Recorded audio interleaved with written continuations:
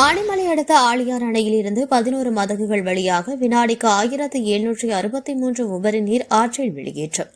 கரையோர மக்களுக்கு வெள்ள அபாய எச்சரிக்கை.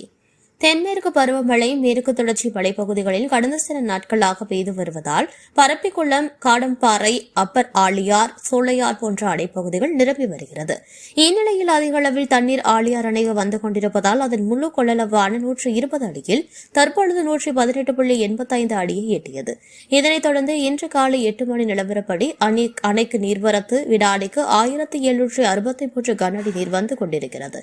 இதனால் அணையின் பாதுகாப்பு நலன் கருதி 11 மதகுகள் வழியாக வினாடிக்கு 1763 கன அடி உபரி நீர் ஆற்றில் திறந்து விடப்பட்டுள்ள நிலையில் ஆற்றின் கரையோரம் உள்ள ஆழியார், மயிலாடுதுறை, ஆனைமலை, அம்பாரம்பாளையம், ஆற்று பொள்ளாச்சி போன்ற பகுதிகளில் உள்ள பொதுமக்கள் ஆற்றுப்பகுதிக்கு செல்ல வேண்டாம் என நீர்வளத்துறை மற்றும் மாவட்ட நிர்வாகம் மூலம் அறிவிப்பு வெளியிடப்பட்டுள்ளது.